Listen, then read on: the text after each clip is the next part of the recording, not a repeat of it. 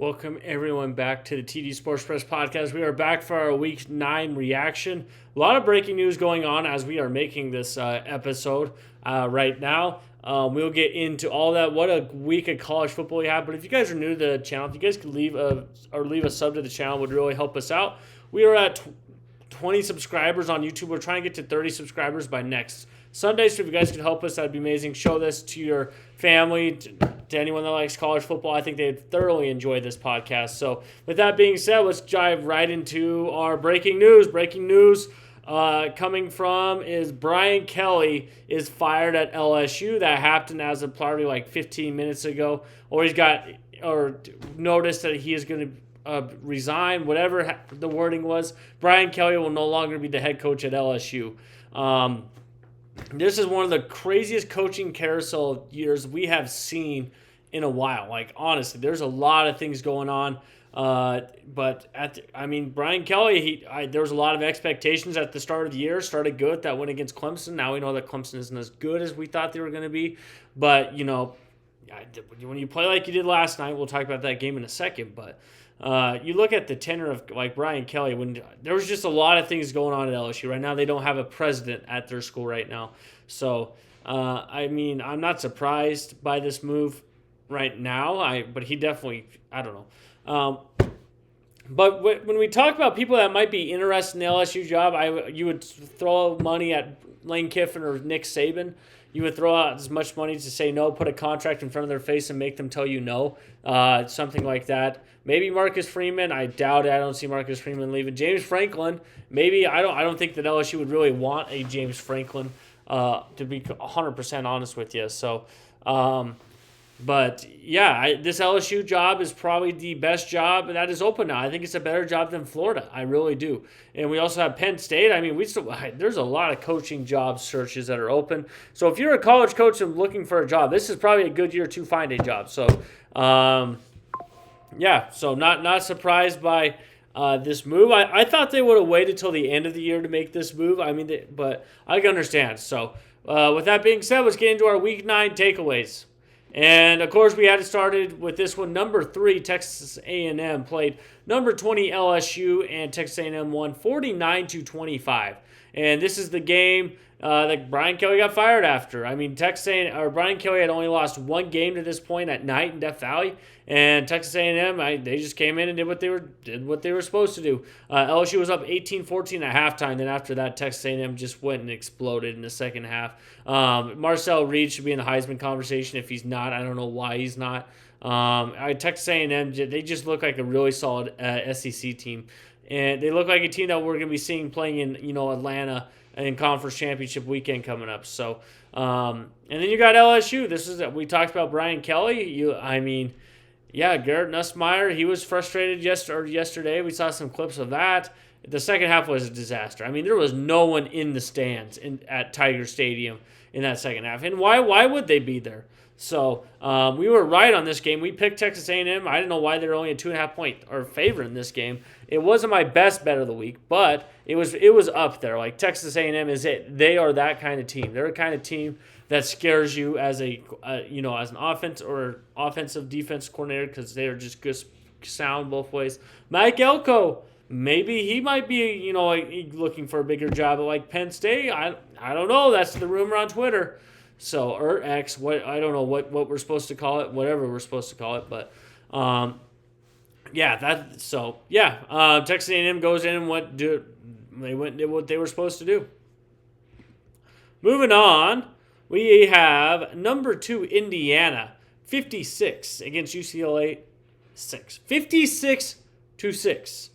I did not see this game. I didn't see it going down this way. I thought Indiana would win this game, but I thought UCLA would put more up a fight. Indiana just plays. They just take no victims attitude. Take no victims, and put your foot on put your gas on the pedal.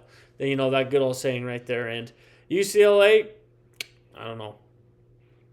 They had a really good 3 weeks, had a 3-game winning streak coming into this, and Indiana just stripped them of their pride, their dignity, and their will to live. Kirk Cignetti's a great coach. We have Indiana number 2 in our rankings as well, and that's where they should be.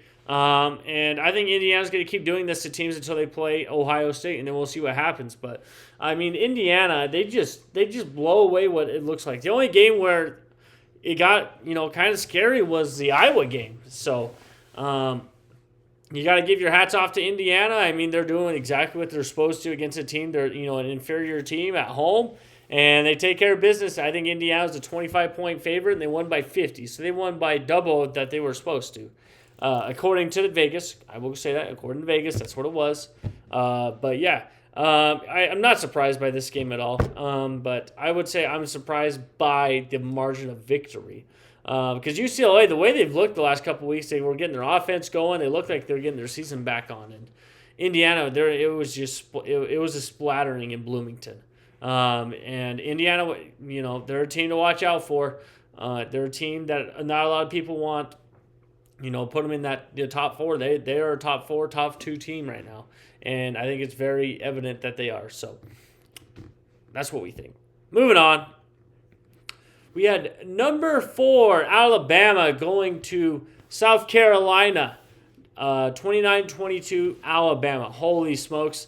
This was exactly the kind of game I thought was going to happen. I told you earlier this week that South Carolina was going to cover, and they do cover. And I told you that was going to happen because Alabama, they had a really 4-week stretch of being four ranked teams, and they go into South Carolina, hostile environment, and they did enough to win. Was it pretty? No, but did they do enough to win? And yes, there's a lot of teams out there that they play the same way, but they don't find ways to win. And Alabama was an experienced team. Ty Simpson, they go down the length of the field at the last, 30 seconds. They claimed that they wanted him to score. I'm not sure if that was all true. It's very easy to say that in a presser.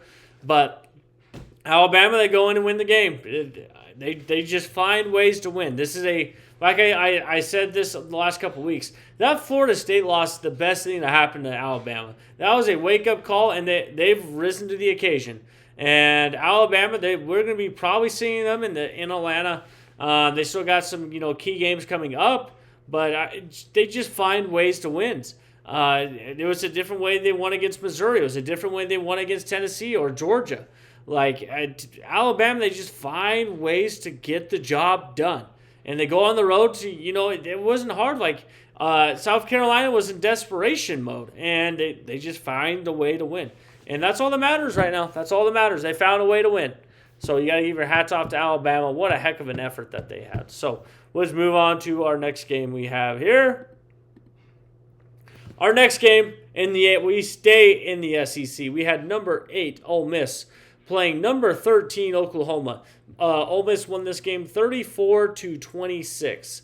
This game was decided in the second quarter when Oklahoma was driving, and it was 2nd and 4 at the 38-yard line going in to score, and they threw 2 quick passes, and both got tripped up, and it was 4th and 1. They didn't get it, and then Ole Miss went down, and I think that's when Oklahoma got the safety. It was decided in the second quarter. Oklahoma could have put their foot down, and they didn't. So that's on them. And Ole Miss, they're probably a team we can put a permanent marker, Sharpie, whatever you want to call it. They will be in the college football playoffs. Unless they get beat by Tennessee or not Tennessee. Ole Miss plays Kentucky and someone else. But yeah, I thought this game talked a lot about Lane Kiffin. He gets better every year at Ole Miss. Everyone thought they were down. This was going to be a down year for Ole Miss, and they just take care of business. They do what they're supposed to, and they just find a way to win, and that's what they did on Saturday. You look at Oklahoma, they're a 2-loss team right now. They might have to win out to make the college football playoff. They just could not. Their defense that was supposed to be great, and Ole Miss had a great offense. Their defense just couldn't find ways to get off the field. They just could not get off the field. They had them in those 3rd and long situations, 3rd and 8, and they just could not get off the field.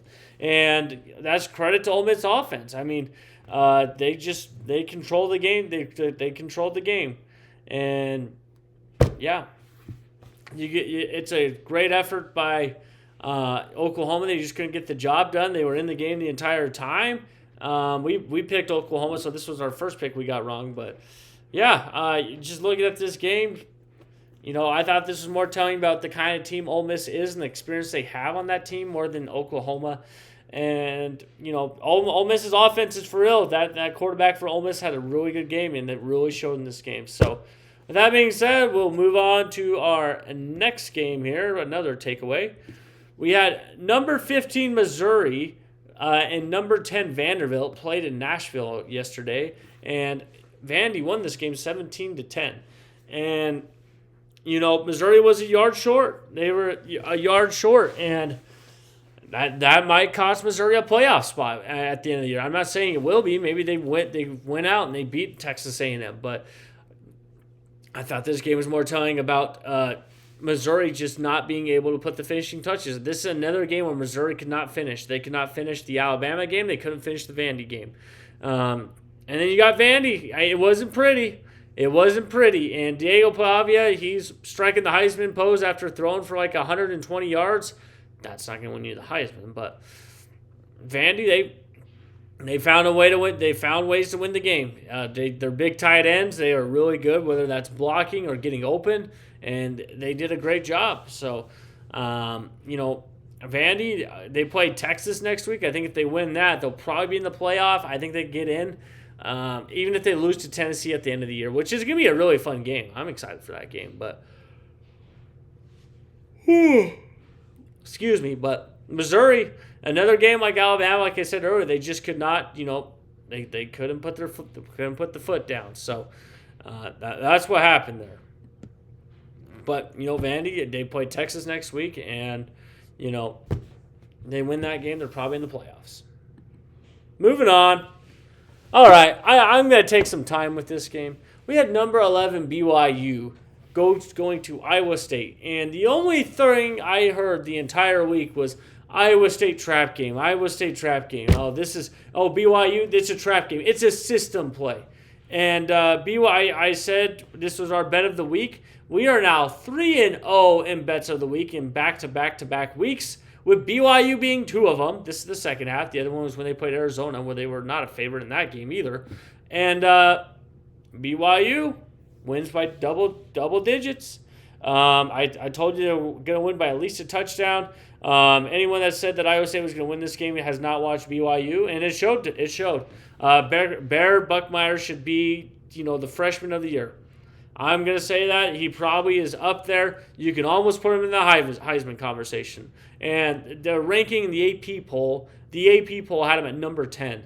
I don't understand. There isn't a world where Georgia Tech should be ranked above at BYU. There is not a world. But let's talk about this game. Let's get into the game. Iowa State, they weren't a great football team. They're not a great football team. And I don't know why people made them look like world beaters. But BYU's defense did enough to win the game, and BYU's offense won it.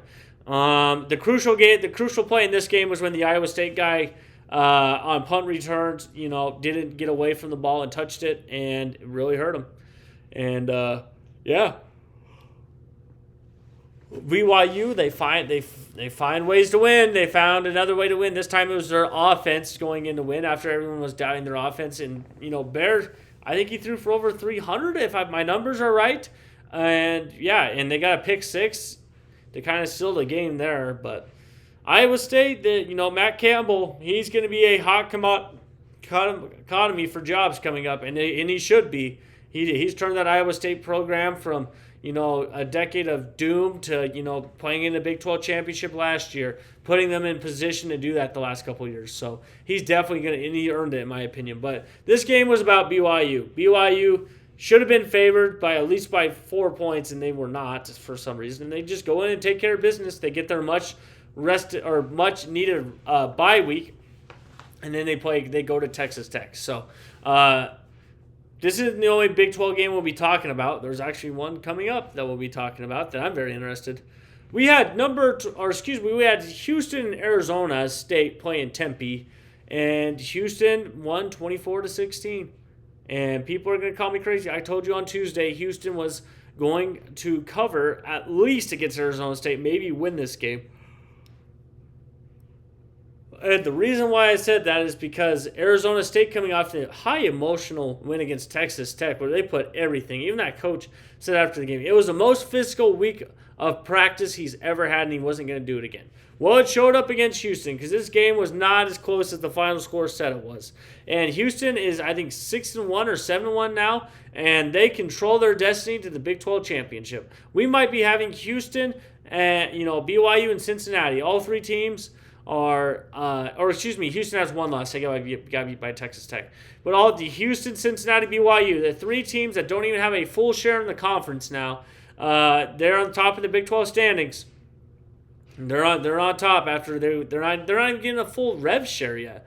So maybe they are now. I forgot when the exact or how long they had to go, but yeah, you look at this and Houston, they're a team to watch out for in the Big 12. They got everything in front of them. We had them ranked number 20 in our poll. So that's what I have to say about that game there. Our last game before we hop off the pod here, we had number 18 South Florida going to Memphis, and whoops, we got the score wrong here because I'm an idiot. It should be 34. There we go. My bad. I mixed up the score. Anyway, South Florida was a media darling the entire year of all of they're so good. They beat Florida. They beat Boise State, and now they got beat by Memphis in the AAC. I don't know if they'll make it to the AAC championship game. I don't know. The group of 5 spots wide open. Maybe San Diego State and Boise State take that spot right now. But, Memphis won this game. South Florida had a lot of chances to win this game. They just couldn't put their foot down. And that's the moral of the story here. So, but with that being said, we're going to hop off the podcast. Thanks for everyone that was watching live. Like I said, we are live Sunday, Tuesday, Thursday. And we will see you guys on Tuesday. Have a great week up to that point.